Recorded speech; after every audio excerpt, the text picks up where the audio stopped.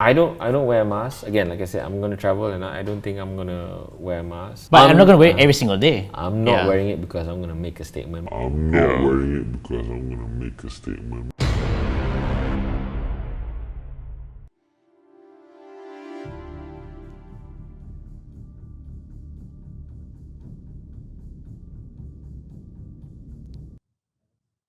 Holy crap, that didn't age well.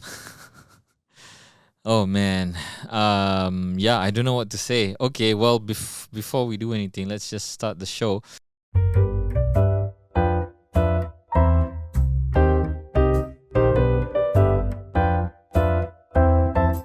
Hello, everybody. This is me, Amin. And this Alex. Welcome to another episode of Let's Talk About. And in this episode, I think I want to get a bit serious about what's going on. We're gonna update you on the situation, on the COVID-19 situation in Malaysia.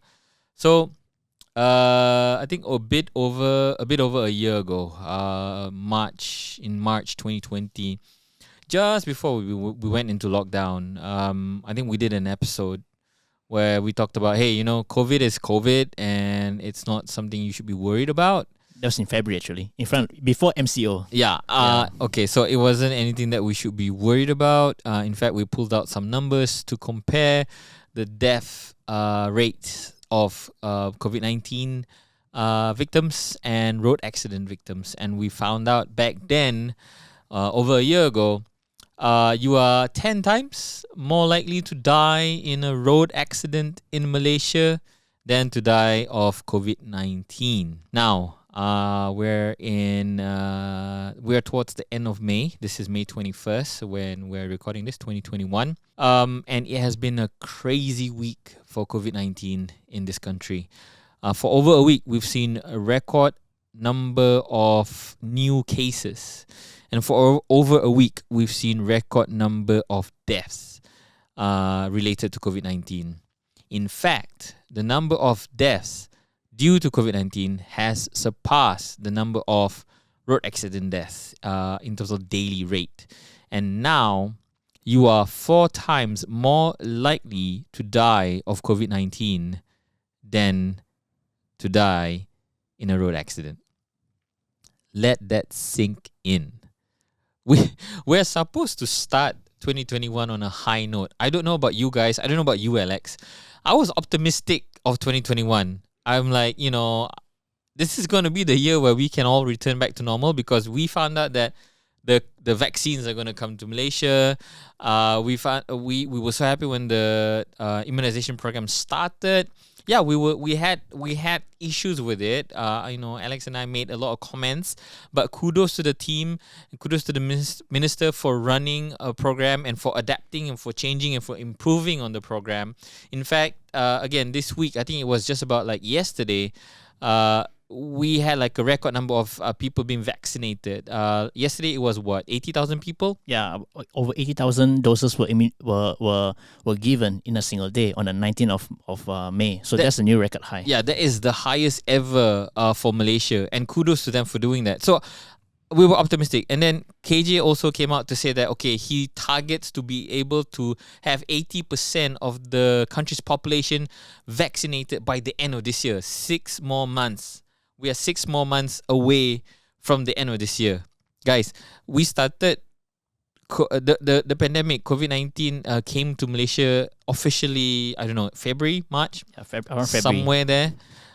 We are over a year plus from that date, and we have only now 6 months for the situation to get better.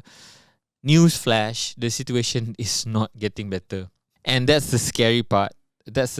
Because I don't know. Again, I would like for how I was proven wrong in that video, but in like a bad way because things are getting worse now. Because we were like super optimistic and super. I don't want to say we're like, okay, we need to be safe, but don't panic about COVID-19. Continue with your life. I even said, what did I say? I'm not going to wear a mask. I'm going to continue living my own life the way I'm going to live it.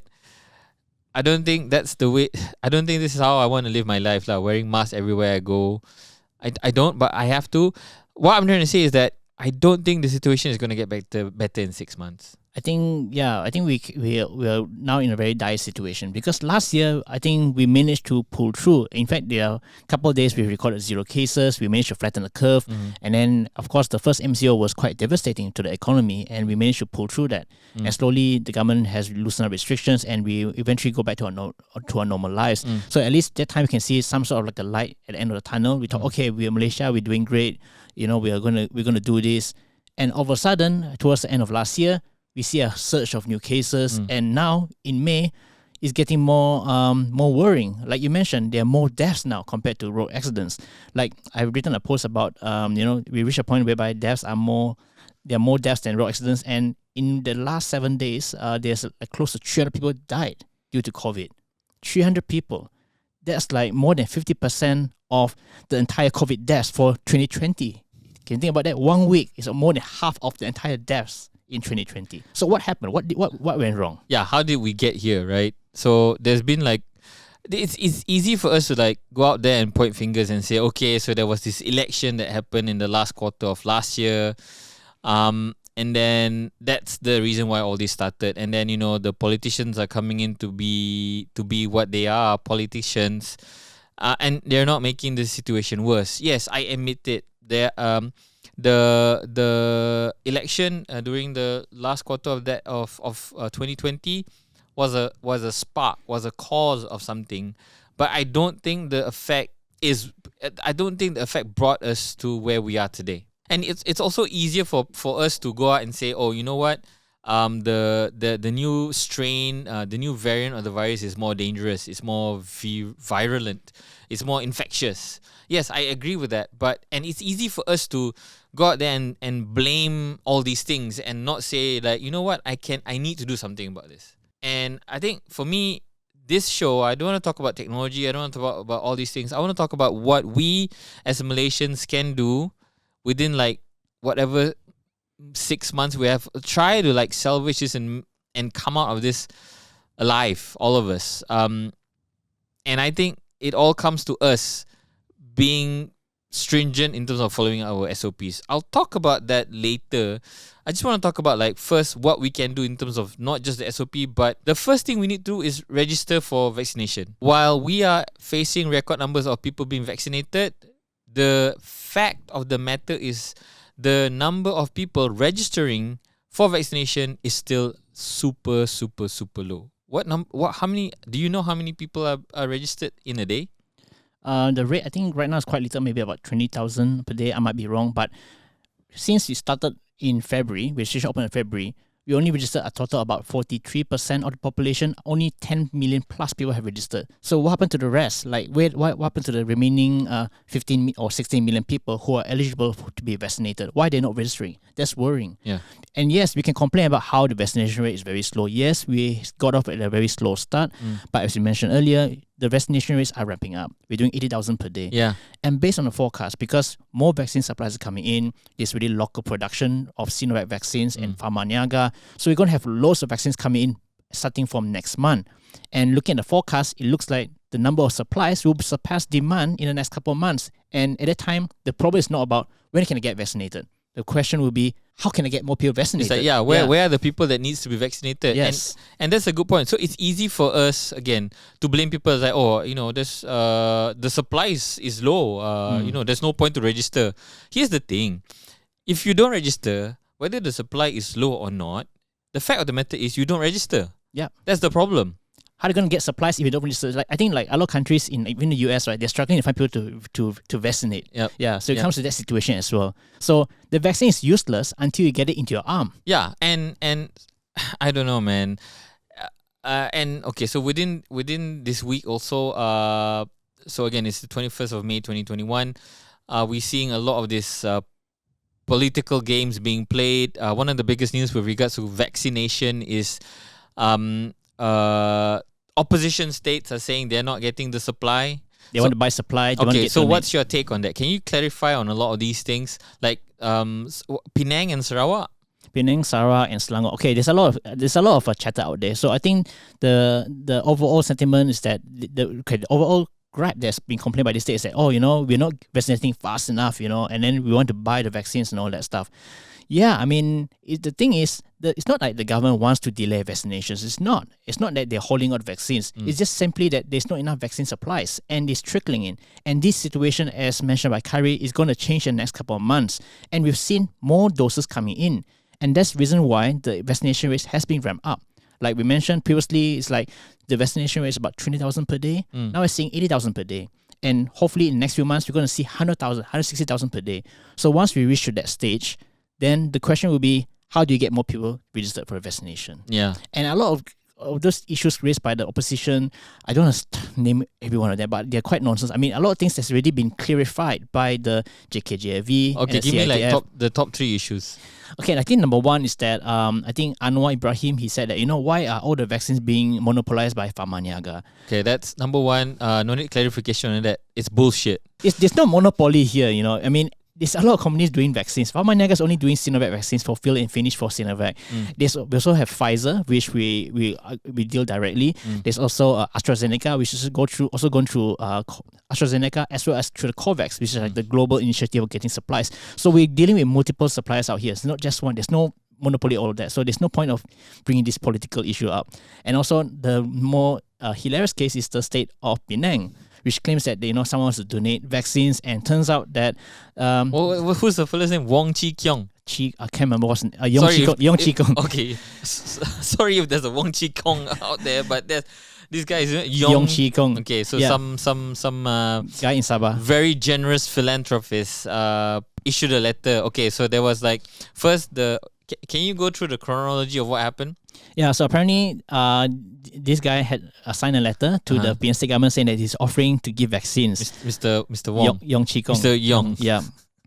And then I think after a few months, the Penang state government didn't get a favorable answer, and they straight away had a press conference accusing the federal government of denying them the donation of the vaccines. They say, why are we denying them from giving us vaccines? Why not just let them bring in? Yep. And then when Kyrie investigate, he turns out that the so-called company that wants to donate doesn't exist. The so-called Hong Kong company. So he did name search, doesn't exist.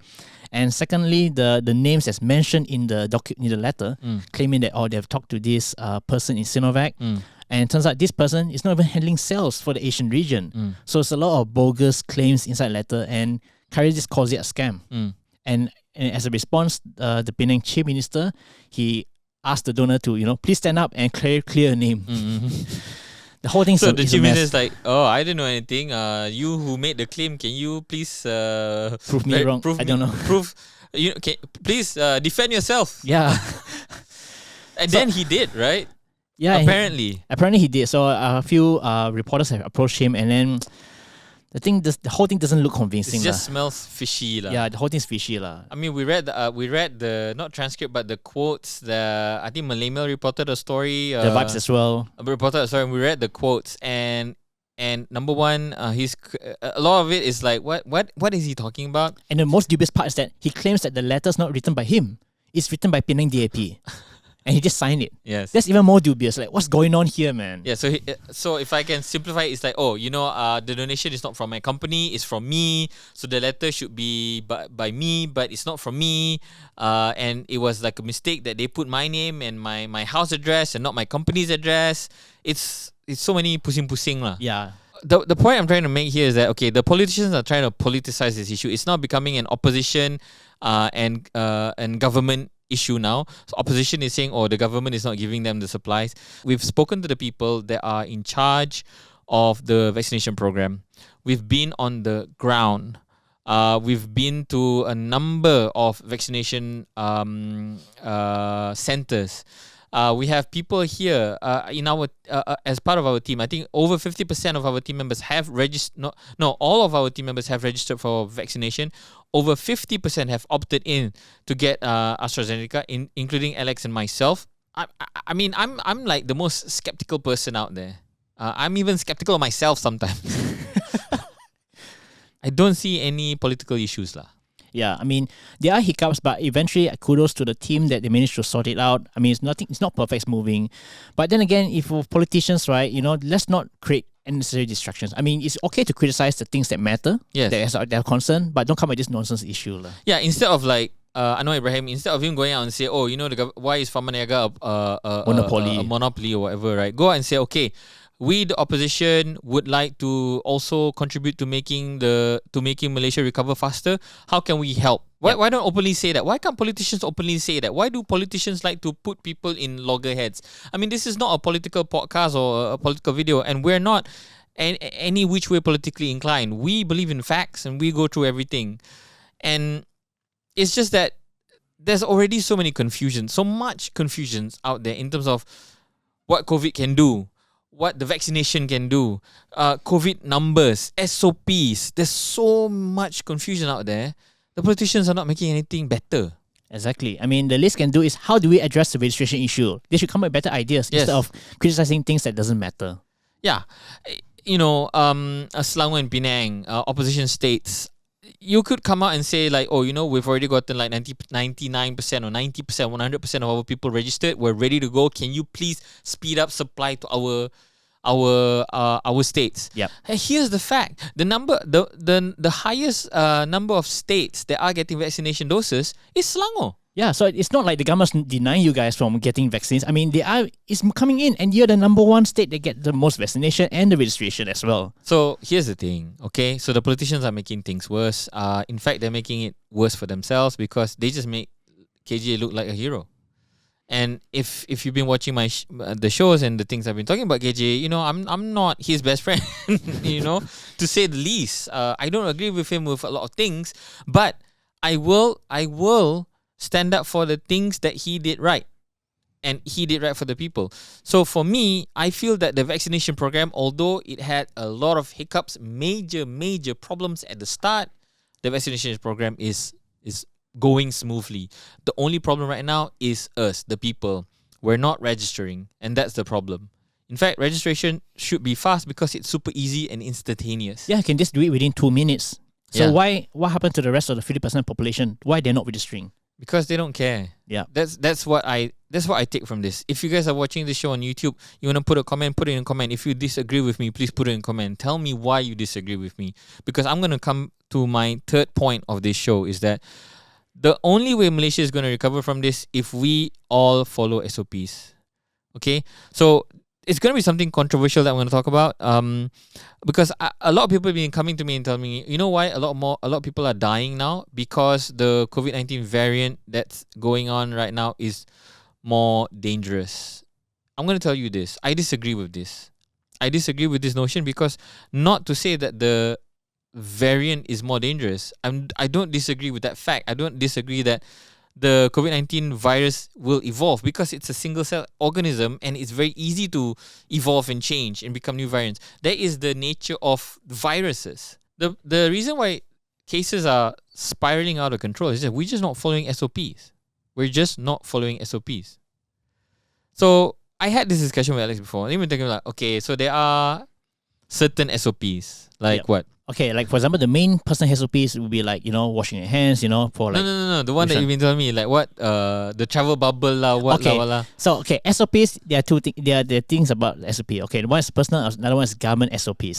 So, some people are saying that, the people actually following SOPs. Yeah. Like for example, the government said that, you can travel to green states. That's an SOP, which is allowed. So if you hear me say SOPs and then you're gonna say what we're talking about? I mean, we're following the government's SOP, right? The government issue SOP, we just follow only. They allow us to travel interstate. They give us a travel bubble. We can take a bus and travel and go on holiday. Yeah. What do you mean? What SOPs you want us to follow? And then you can travel with 7 people in a car in an MPV, no issues. What's the problem with SOP? Yeah, one car can only fit 3 people. Bring 2 cars, fit 6 people. Yeah, and then you can dine in, okay, and then eventually the government give SOP or no limit on number of people on the tables. And then everybody yamcha and bring the whole family to like dinners. There's no tomorrow. Yeah, but that's such a Malaysian thing, isn't it? It's like every time we get chance. like a guideline, we always like, okay, how far can I go with this? How much can I game the system, right? Yeah, it's like, you cannot cross this border. Like, but the shop just over there, ni. Just you can see it. I can smell the thing in the shop already. Let me just tolong lah, bro. Yeah, tolong lah. That's just such a Malaysian thing to do. You give a limb, and then you get the whole arm. What's that saying? Give the leg, then you want the thigh. Something like that lah. Yeah, so it's like, when the first, go back to the first MCO which we had, the total lockdown, that was devastating to the economy. Our people can go to work, they can open shop, and, other people are out of jobs. Businesses had to close. Yeah, and then people had to go for pay cut or lose the jobs completely. And as a result of that, we managed to bring the cases down. At that time, it wasn't that scary. And then I think we would hardly have deaths every single day. Yep. And eventually the government said, okay, you know what? Looks like Malaysians are very disciplined. So they give a bit of leeway. Yep. So initially you only can travel one person, one car. Then people start complaining, I don't know what to buy for my wife. I need to bring my wife. Yeah. Then I don't know how a potato looks like from a tomato. Yeah. What kind of fish? Fish, kembong, what, the siakap? Looks like fish to me, And eventually the government give leeway. Okay, you can bring 2 person, you can bring your wife. Okay, fine, 2 person. Then people start complaining, how do I bring my kids? Who's going to take care of my kids? Then, okay, Kasih Chan give you another one passenger, 3 person. Then that's not enough. Then 4 people. So far so good. I think last year, we still get it under control. Middle of the year, with the flexibility, we managed to travel interstate. Yep. No issues. I think that time we are all still very scared of the virus. Scared, I think everyone yes. wash their hands, everyone wear their mask properly, Yes. everyone don't go out if not necessary. So everyone were a bit more more cautious. So that's why we can get everything in control. Because that's what I think Noor Hijam has said. Like, look at countries like South Korea and Thailand. They have less restrictions, but they have lower cases because the people are disciplined. Discipline. Yeah, so that's what we were, I think, last year. Yes. And that's why the number of cases of death, I think, was like 400 for the entire year. So it's very minimal. So we get everything under control. But now I think, reach a point, I think everyone have like COVID fatigue. So people are like, I already fed up lah. It's a normal thing. Then people become relaxed. And then, like, for example, if you go out to the shops, what worries me is that sometimes you can see one whole family go out to the malls with the elderly parents, which is at higher risk, Yes. as well as the children who can't get vaccinated. Yes. So that's scary. Okay, so my point is, it's not the virus. I think a lot of people come to the conclusion that, we're seeing more cases now and we're seeing more deaths now because the virus is more dangerous. No, you're wrong. Because you know why? Yes, even if the virus is dangerous, if you go back to the start of this pandemic, right? In Malaysia, February or March, right? So let's say if we start the pandemic with a more dangerous virus and we follow SOPs, I think we'd still have the same number of cases. We'd still have 10, 20. But during that time, you remember last year when we had 20, 24, we go like, oh my God, the world is going to end. We're all going to die. And 3 digits kanchong like crazy. Yes. Like, oh my God, more than 100. Yes. Now it's like 6,000? Meh. 6,000. New high score. Can we hit 12? Can we hit 12? Or 50 deaths today? And I always talk about this. When we talk about deaths, I'm very sensitive about when we're talking about this because I don't want to discount one loss of life for any family member. Anybody is a loss of life, no matter what. 50 deaths is serious, guys. Serious.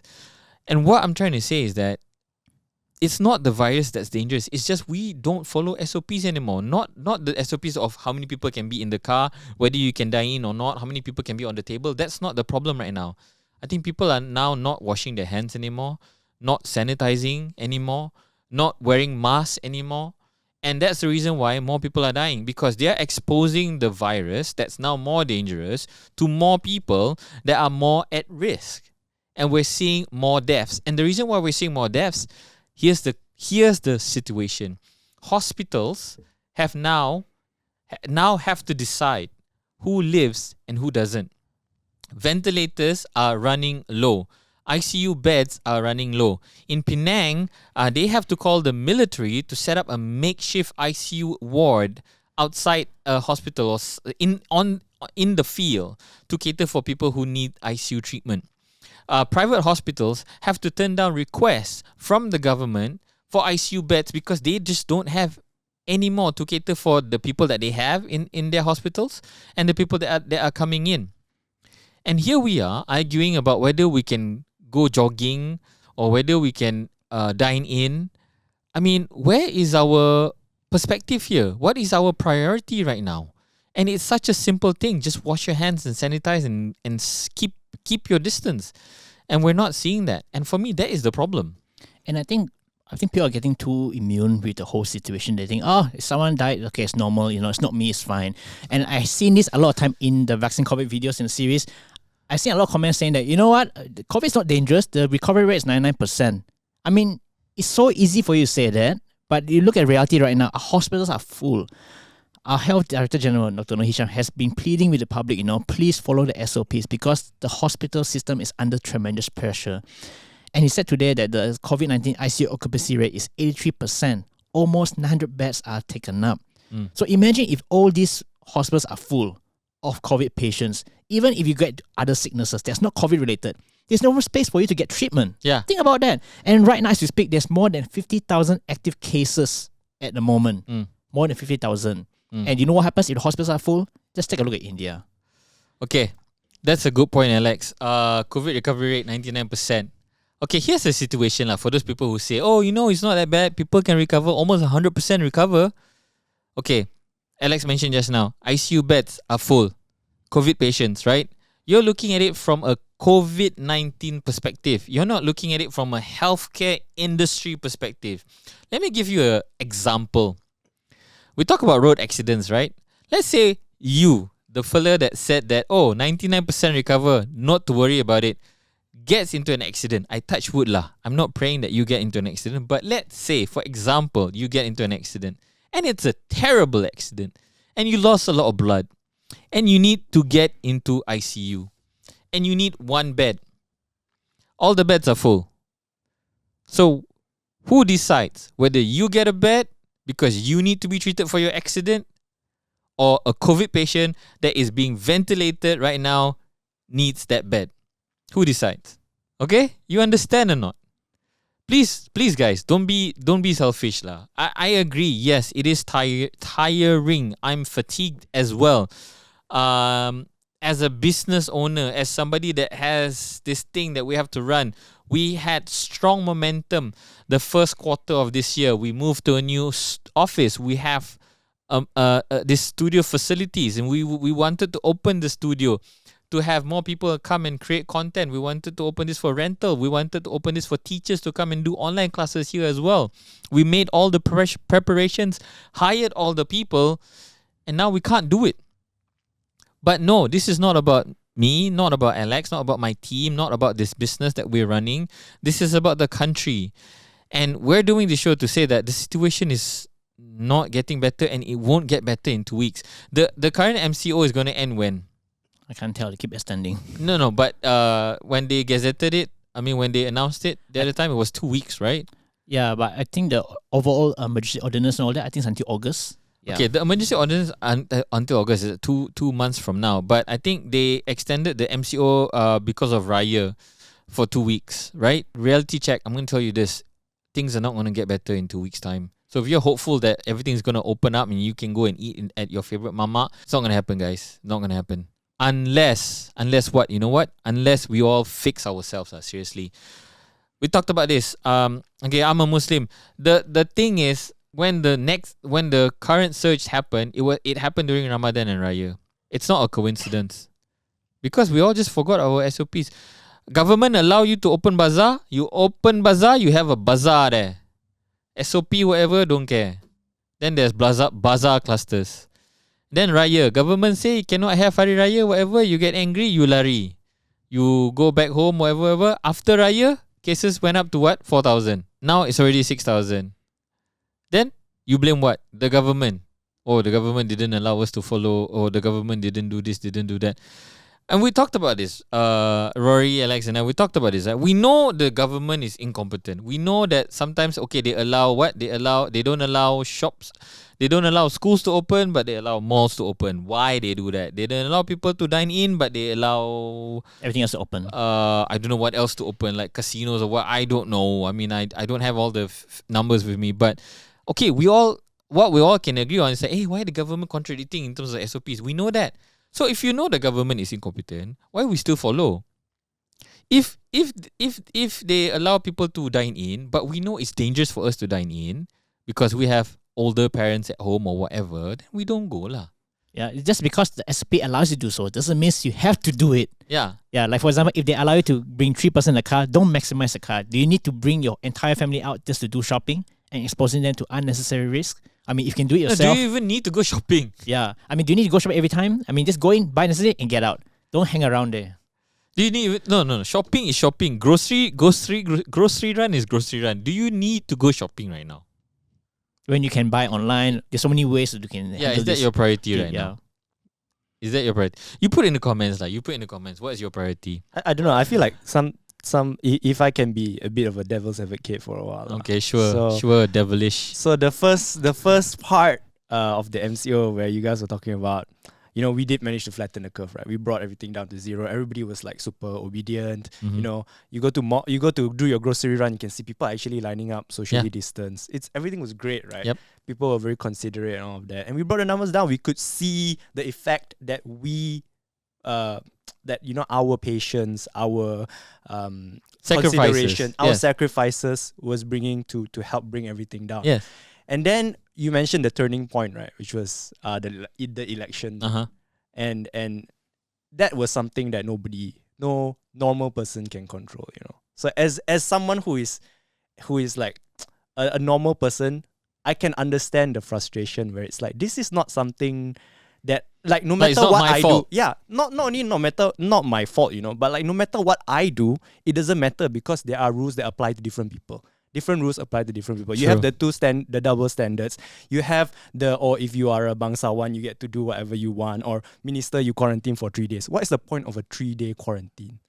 You can't even recover from a normal flu for 3 days or fever or whatever. Like, I can understand that frustration because it's like, why am I here sacrificing my time, my livelihood, my fun, like my own mental health, just to see all of my effort just wasted? Because some minister or some politician or some famous person wanted to go to this country to take a nice photo or to go to this place to visit this. I can understand that frustration as a citizen, because it's like, I'm here doing my best. I'm staying at home every single day, every single night for months on end. Yep. And yet nothing I do will matter because someone else decides that, this fella can go and do whatever they want. You know what I mean? Like, that frustration, I can understand. That's why I don't think it's COVID fatigue. I think it's just people are just tired of the double standards. People are tired of, like, why do I need to care so much? Why do I need to? I did my part. I tried my best. For the most of us, I believe that's the case. Yeah. But then nothing made a difference. Like, how? I can understand that frustration. No, I think I completely agree. For me, I wanted to give you an answer, but then I think I'll rephrase it. So the simplistic answer for what you've mentioned, I don't know whether it needs answer, but a response to it would be like, let them do what they want because they're not the majority. If we continue to be model citizens and continue to follow SOP, we take care of ourselves. Hopefully the numbers will not go. Why should we follow their example? But that is simplistic because I don't consider everything else in terms of like what people are going through. I don't consider the complexity and the nuances of the different layers of society that have to go through all these things. Yeah, and you can see the damage that's happened, right? Domestic abuse, this kind of violence, and all the issues that people have from this, right? Yeah, and it only takes one person to infect to start a new cluster. It only takes one person. So even if 10 people, out of 10 people, 9 people follow SOP, follow it very well. One person decides like, you know what, I'm above that one SOP. time, I want to go and see my friend. Boom. Everybody kena. Boom. 50% the family dies. But then Why am I again, sacrificing here? yeah, but then again, that's part of the self-discipline, right? It's like, okay, yeah, there's some idiots out there, celebrities or influencers or whatever that has a bad example. But that Her doesn't. name is Nilofa because she likes to go far, ma. Okay, I don't want to mention her name, but I just did. yeah, but I haven't said it. So anyway, there are bad examples out there, Near or far? but there are bad examples out there. But is it something that we should follow? I mean, yes, you can criticize her all you want, but at the end of the day, it is us who is supposed to be in charge of making sure that this does not make it worse. Like, for example, I think a lot of people share on social media, I think during Raya, right? Like, there's a lot of people jamming up the highways to go interstate. Yeah. Like, yeah, you can stay about Nilofa as much as you want. Okay, I said it, her name already. But at the end of the day, if these clusters emerge from these interstate travelers, you can't blame her anymore. Yes, it's you your can't blame- fault. You did it. Regardless of Nilofa or anyone else, right? If you bring back, if you go visit your family and you unknowingly, because I know nobody's intentionally want to affect their family members, unknowingly spread the disease to your Yes. elderly parents, you kill your family members, who's responsible? You can't blame her anymore. It's you. It's not anyone else. Yeah. So we come back to this point where when I talk about people saying the virus is more dangerous now, it's and I come to this, right? It's a coping mechanism. They're coping from the fatigue. They're coping from this sense of hopelessness. They're coping rebelliousness of like, I don't care, I'm just gonna go out, right? Because I wanted to pose a question to you, Rory, was like, people are dying, and Alex mentioned was that as long as it doesn't affect me, or I can recover, and my family members are safe, it's okay, we'll continue. It's risky, but then my question is like, what is the point? Like, what is the threshold we are going to take? Because we know this is taking a toll on our economy, it's taking a toll on our relationships, on our mental health, it's taking a toll on people physically, like people are dying, but we still don't care. So if we take everything out of the equation, right? The government, this vaccine thing, the politicking, the celebrities, the VIPs and all that, right? And people are still dying, right? How far are we willing to go until we stop doing anything? Yeah, like what's the end game, right?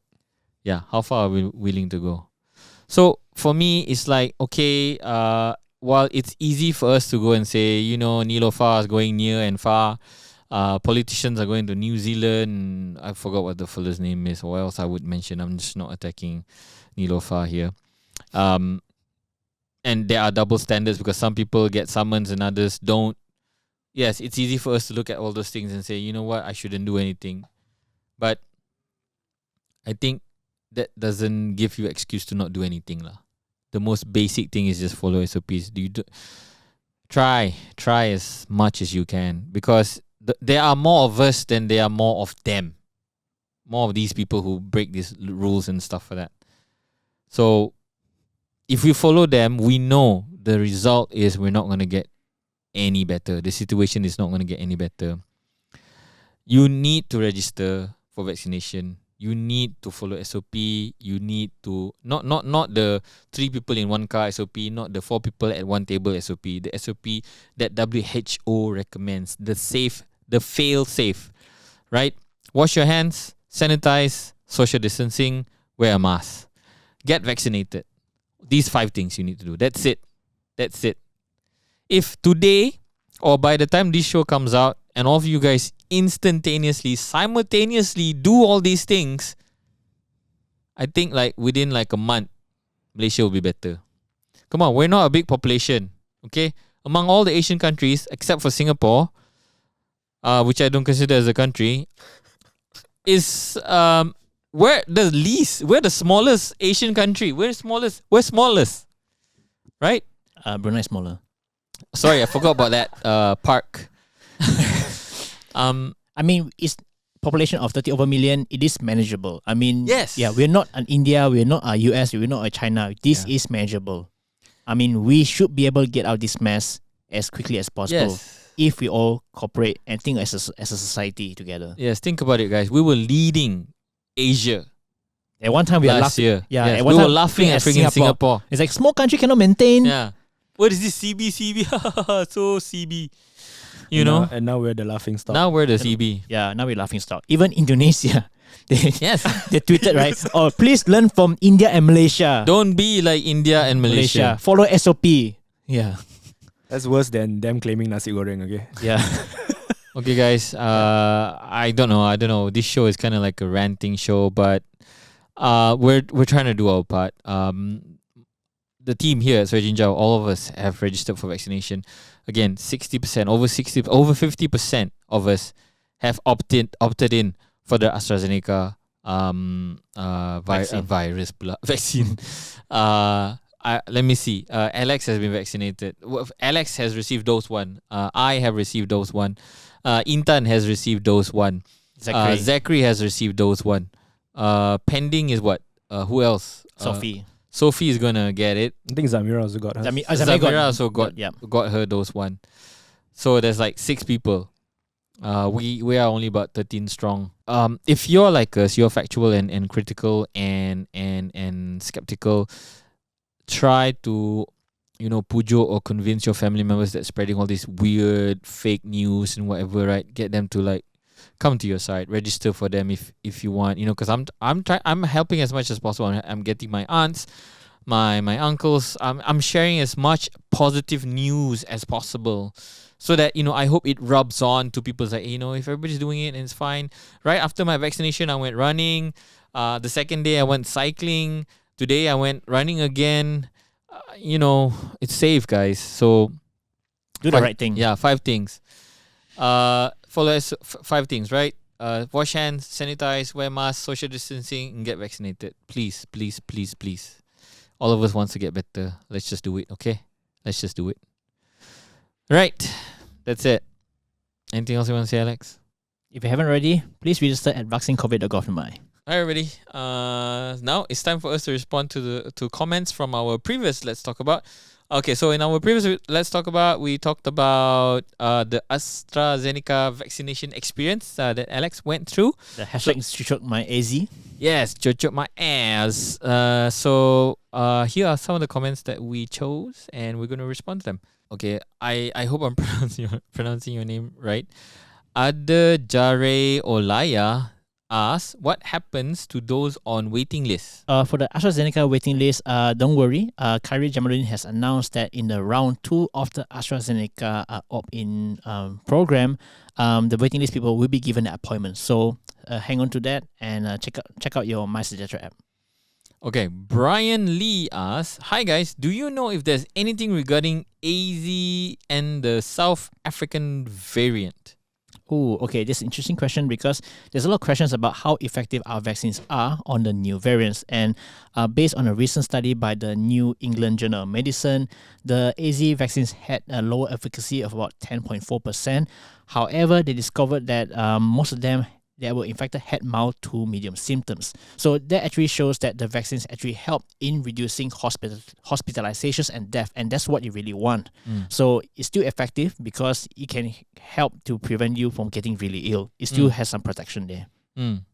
Yeah, so having the vaccination might not 100% protect you from the virus, but it will give your body a stronger immune system to make you recover from the fever. So the worst symptoms would be just having a fever instead of mild symptoms. Instead of death. Okay, last comment. Fufu Yaya says, I am still sad. Not many people get vaccinated yet. I can't go meet my grandparent. Okay, so for this, I think a lot of people feel the same way. A lot of people who are disciplined enough and follow SOP, who don't sneak out and go interstate just to meet their grandparents or parents. I understand that people miss their loved ones. I think all of us do. The only way that we can go and see them is for us to continue to follow our SOP, which is wash your hands, sanitize, social distance, and wear your mask. And most importantly, if you have the opportunity, either you opt in to get AstraZeneca vaccination or register to be vaccinated. Hopefully by the end of this year, when 80% of the population in Malaysia is vaccinated, we all can return to normal living. So everybody just get vaccinated. Oh, sorry. Everybody just register to get vaccinated, please. Okay, thank you very much, everybody. I just want to remind everybody we're available on podcasts as well. Just search for Sorry Chinchal. Let's Talk About on any of your favorite podcast platforms, and we're there. If you're watching us on YouTube, please give us a thumbs up. If you like the show, do comment. Let us know what you think of what we talked about today. And if you have any suggestions of any topics or anybody you want us to bring to the show, and we'll try to make that happen for you guys. If you haven't already, please do subscribe to our channel and click the bell icon so that you'll be notified of any new shows that we have. Okay? All right. Thank you very much, guys. This is me, Amin. And this Alex. Catch you guys later. Please stay safe and get vaccinated. Okay? Bye. Bye.